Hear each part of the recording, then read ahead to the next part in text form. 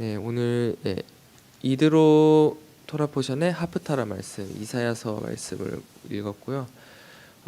이스라엘은 이제 열방이 하나님에 대해서 배우러 오는 제사장 나라가 될 것임은 분명합니다. 그러기 위해서 우리 교회가 현숙한 여인이 되어서 힘을 써 이 아직 어린 신부인 이스라엘을 양육시켜야 하는 것을 우리가 그 토라 이트로를 읽고 이렇게 알았는데요. 네, 이사야서 1장에서 5장을 보면은 이스라엘 백성이 패악함으로 그 제사장 나라에 미치지 못한 모습을 이렇게 기록하고 있습니다. 하지만 오늘 읽었던 본문처럼 이사야의 경험을 하게 된다면은 이스라엘 백성도 마찬가지로 그 이사야 선지자가 환상으로 보았던 경험을 하게 된다면은 이스라엘도 이제 제사장 나라가 되어서 이 세상과 하나님을 중재하는 역할을 충분히 하게 될 줄로 믿습니다. 네, 어제 그래서 이드로 그 토라포선을 읽고 그리고 그들이 그 가족 공동체 미슈파팀 공동체가 그 회복되면서 그 오순절 성령 말씀을 받아들일 그 언약을 받아들일 준비를 하기 위해 양육되는 것이라고 이렇게 연결을 했는데요.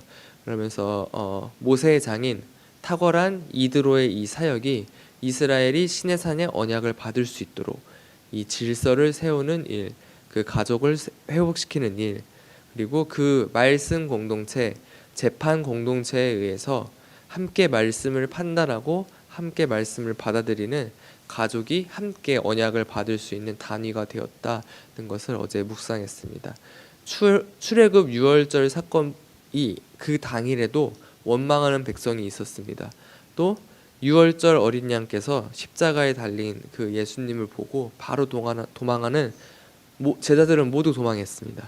하지만은 50일이 지났을 때는 이 오순절에 그들이 성령을 받아서 열방에 복음을 전했듯 또 이스라엘이 성령으로 다시 세워진다면은 이 열방이 이스라엘을 통해 하나님 나라의 빛을 보는 날이 오게 되는 것을 우리가 이드로 토라포션을 통해 알았습니다. 네, 이사야서 6장 2절인데요. 스랍들이 모시고 섰는데 각기 여성날개가 있어 그 둘로는 자기의 얼굴을 가리었고 그 둘로는 자기의 발을 가리었고 그 둘로는 날며 천사에게 6날개가 있는데요. 이 숫자 6은 생명을 상징하는 숫자였고요. 태양과 같은 주님의 영광을 이 날개에 들고 있는 그 스랍 천사는 그 영광으로 자신을 높이는 것이 아니라 셋으로 나누었습니다. 날개가 둘씩 그 날개로 영과 진리, 구름과 기둥, 구름 기둥과 불 기둥, 그리고 이스라엘 이방인 무엇이 되었든 이런 상반된 두 속성을 가지고 하나님께서 이스라엘을 이렇게 두 날개로 구원하신 이 운행을 우리가 보았듯이 이 그룹들을 통해서도 그런 일이 일어납니다. 그들은 얼굴을 가리면서 자신의 얼굴을 드러내지 않습니다. 또 그들은 발을 가리면서 자신의 행위를 드러내지 않습니다. 또 그들은 그 오직 두 날개로 오직 성령의 명령대로 일하며 말씀을 드러내는 역할을 하게 됩니다. 네, 그래서 이사야서 3절을 보시면은 서로 불러 이르되 거룩하다 거룩하다 거룩하다 만군의 여호와여 그의 영광이 온 땅에 충만하도다 하더라. 이 오로지 하나님의 거룩하심만을 이렇게 찬양하는 모습을 볼 수 있고요. 6장 4절에 이같이 화답하는 자의 소리로 말미암아 문지방의 터가 요동하여 성전에 연기가 충만한지라.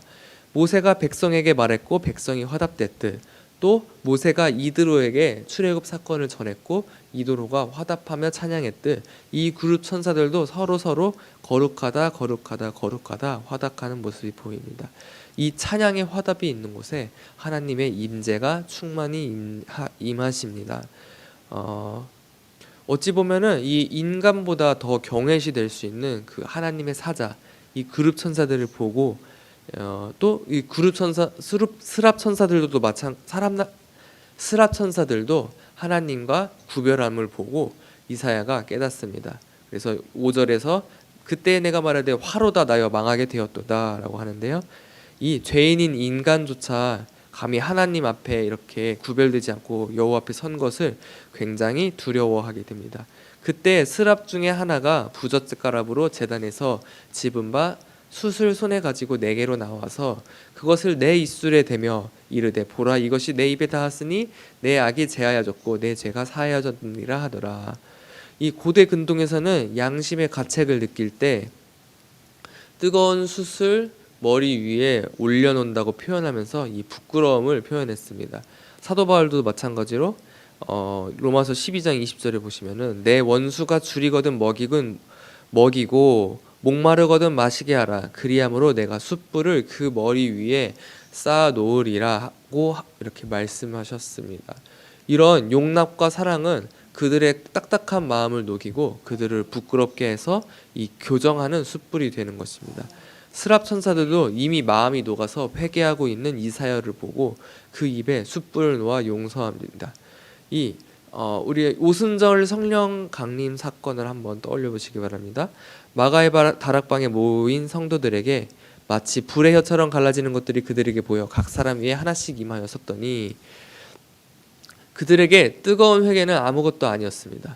네, 그래서 이제 6장 8절을 보시면은 내가 또 주의 목소리를 들으니 주께서 이르시되 내가 누구를 보내면 누구를 우리를 위하여 갈고 하시니 그때 내가 이르되 내가 여기 있나노라 나를 보내소서 하였더리 라고 이렇게 이사야서에서는 기록되어 있는데요. 회개보다 더 중요한 것은 나를 보내소서입니다. 열방을 향해 복음을 증거할 이가 어디 있습니까? 바로 오순절 성령 강림 사건을 통해서 성도들이 불의 혀로 바로 복음을 전한 것입니다. 하나님께서 이 에스겔서에서 말씀하십니다. 22장 30절인데요. 이 땅을 위하여 성을 쌓으며 성 무너진 데를 막아서서 나로 하여금 멸하지 못하게 할 사람을 내가 그 가운데서 찾다가 찾지 못하였으므로 하나님께서 이 샬롬이 파괴된 이 땅에 샬롬을 회복시킬 사람들을 찾고 있었습니다. 그곳에 내가 여기 있나로 라고 화답하시기를 우리 교회 성도 여러분들을 축복합니다. 이 대답은 히브리어로 힌네입니다. 자주 나올 단어인데요. 성경에서 보라 라고 이런 단어가 많이 등장합니다. 보라 내가 너희를 위해 하늘에서 양식을 비같이 내리리니 라고 하면서 우리 저번 주에도 읽었던 말씀이고요. 이 힌네라고 하는 말은 시선을 환기시키면서 강조하는 말입니다. 보라 이렇게 하는 건데요. 근데 이렇게 하나님께도 보라라고 할 수 있습니다. 그러면서 하나님께 쓸 때는 하나님 저를 보십시오. 하나님 제가 순종할 준비가 되었습니다. 네, 듣기는 들었어도 아무튼 그렇게 표현하면서 힌내라는 말을 하나님께 하게 됩니다. 그래서 이 회개보다 더 중요한 것은 힌내로 주님께 복음을 전할 자로 순종하는 자로 나아가는 이런 모습이 더 중요한 것입니다. 그래서 이 시편 51장 우리 대표적으로 알고 있는 그 다윗의 회개의 시가 있죠. 거기서 다윗이 이렇게 자책만 한 것이 아니었습니다. 거기서 회개하자마자 뜬금없이 갑자기 내가 가난한 사람들로 하여금 내가 주의 그 빛을 알게 하는 사역을 하겠나이다라고 고백하는 모습을 보게 되는데요. 이 회개만 있는 것이 아니라 그 돌이킴, 뉘우침 뒤에는 그 복음을 전하는 힌내의 모습이 이 다윗 선지자의 고백에 있는 것입니다. 네, 하나님 저를 보십시오. 제가 순종할 준비가 되었습니다. 라고 이렇게 고백을 하게 되는데요. 하지만 하나님께서는 또 말씀하십니다. 듣기는 들어도 깨닫지 못할 것이요 보기는 보아도 알지 못할 백성을 위해서 복음을 전할 준비가 이렇게 하나님께서 말씀하시는데 복음을 전할 준비가 되었다고 우리가 이렇게 순종을 했는데 그들은 그걸 듣지 못한다는 것입니다. 네. 이 하나님께서는 자신의 백성을 눈이 감기게 하고 그리고 염려하십니다. 그들이 눈으로 보고 귀로 듣고 마음으로 깨닫아 다시 돌아와 그들이 회복될까 염려하십니다.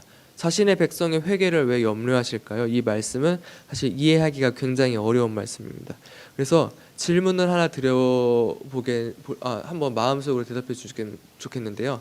그러면은 회개하면은 이렇게 구원을 이룰 수 있을까요? 라는 질문입니다.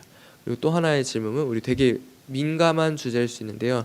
영접 기도를 하게 되면은 그 사람이 구원에 이를까요? 이거를 대답하기는 굉장히 어렵고 질문도 굉장히 어렵습니다. 그래서 저도 이걸 대답하기를 사실 원치 않고요.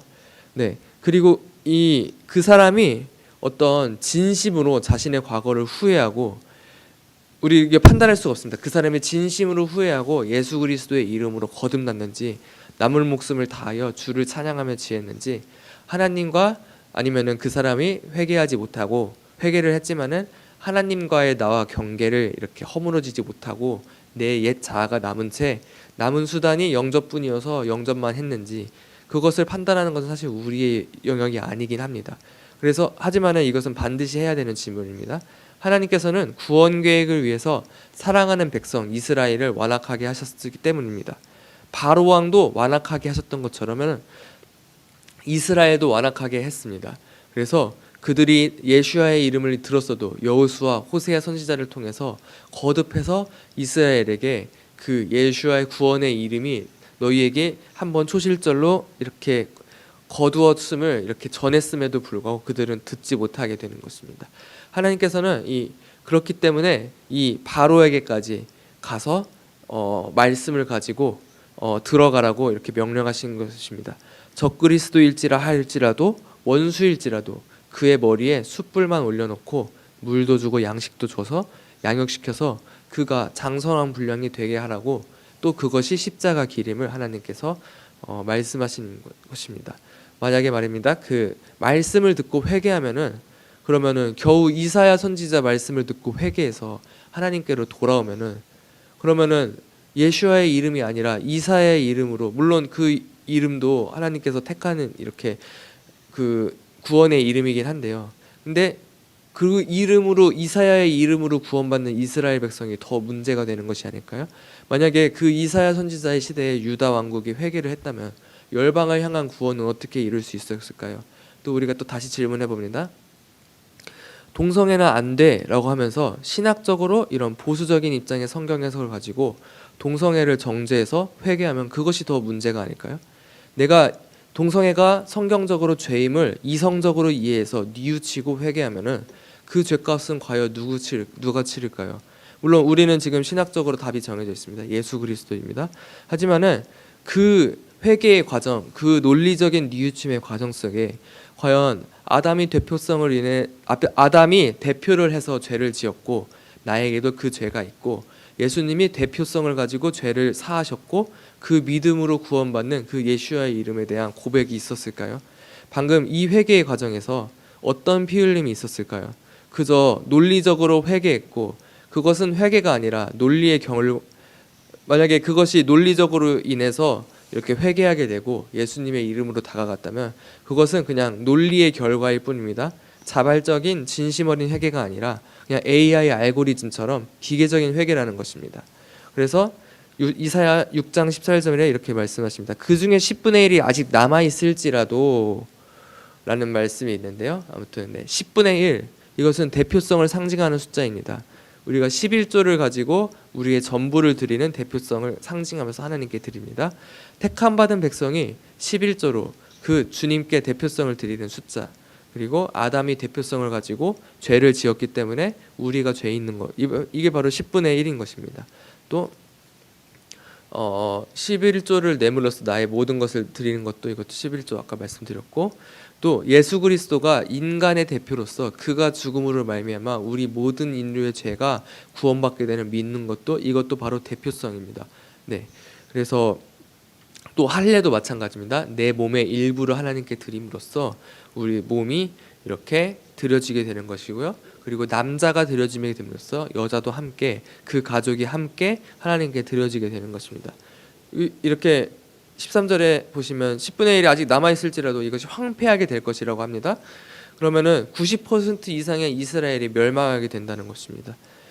근데 이것은 우리가 계속 질문을 통해서 얼추 이렇게 알 수 있는 하나님의 이 지혜는 바로 이 10%를 살리기 위해 90%를 죽였다는 것입니다. 근데 이 죽였다는 것 자체도 우리가 어떤 형법의 결과, 어떤 재판의 결과, 그러니까 국제법상 재판의 결과, 이런 것이 아니라 말씀의 결과라는 것입니다. 그리고 이것은 그냥 우리 눈에 보여진 일부에 불과합니다. 이 38년의 가데스 바다에서 죽은 다음 세대를 살리기 위해서 이 부모 세대가 희생한 것입니다. 이 90%의 죽음은. 그리고 아론의 두 아들 나답과 아비후가 다른 불을 들이다 죽인 것은 이들의 불순종이라기보다는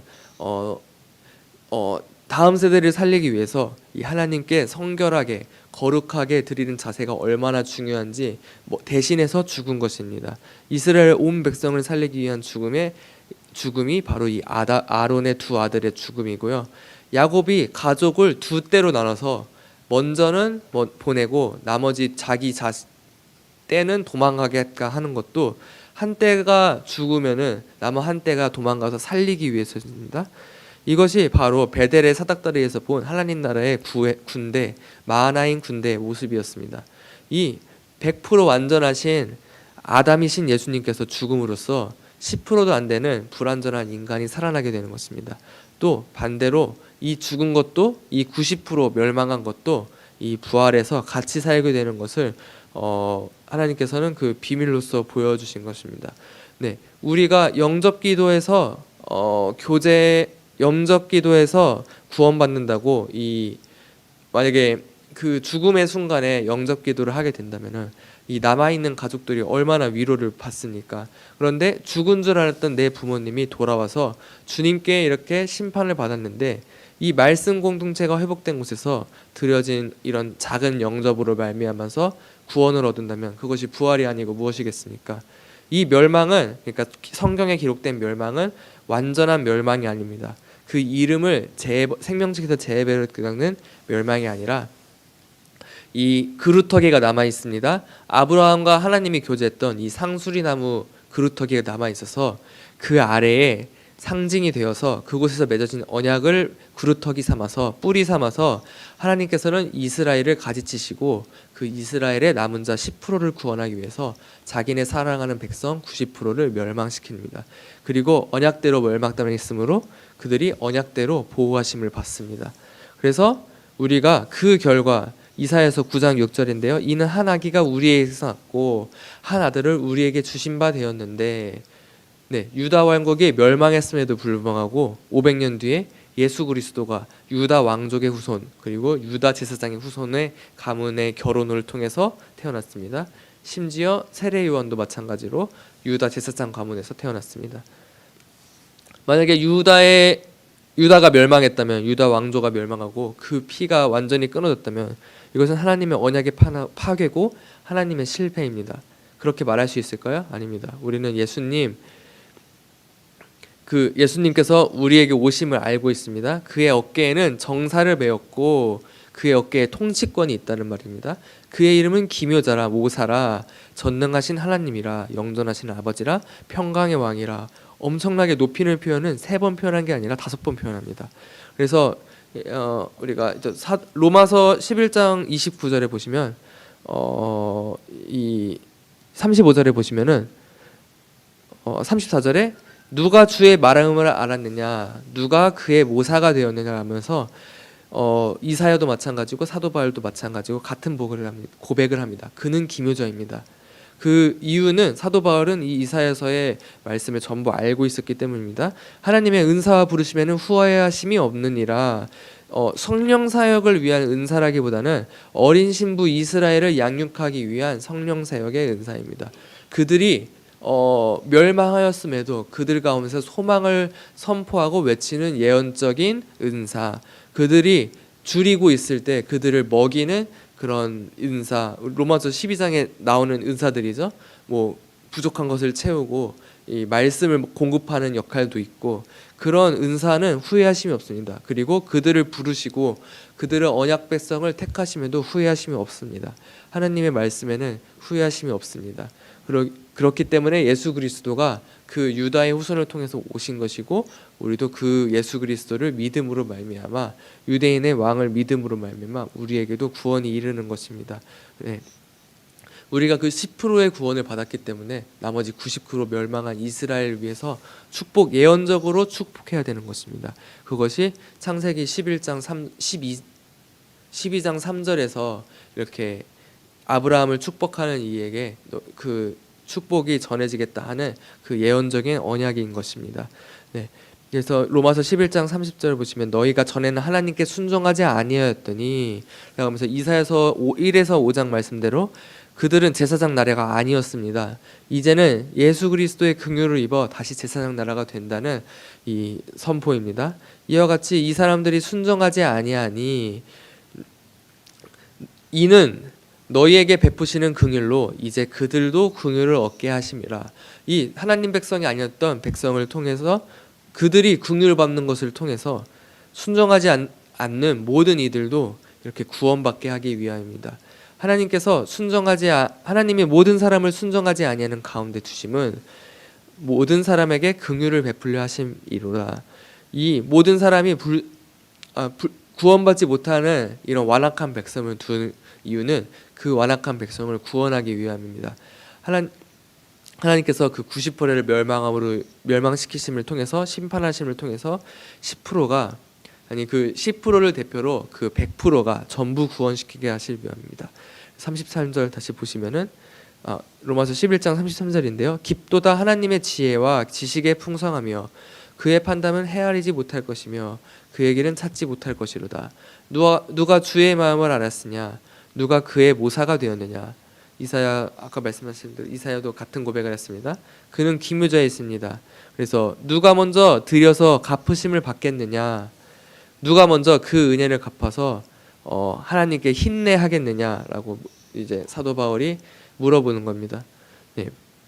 제가 여기 있습니다. 하나님의 시선을 내게로 돌리고 하나님을 나를 소유 삼으실 때, 그래서 로마서 11장 36절 마지막에 이는 만물이 주에게서 나오고 주로 말미암고 주에게로 돌아감이라 그에게 영광이 세세에 있을지어다. 아멘. 이렇게 하나님을 찬양하게 되면서 또 그것을 화답하면서 그 자리에 미시파신 공동체가 세워지고 또 그곳에서 어린 이스라엘 신부가 양성이 되고 그 남은 자를 통해서 다윗의 장막이 세워지고 그를 통해서 하나님께서 그곳에서 충만히 임재하시는 그런 완성이 일어나게 될 것입니다. 네, 기도하시겠습니다.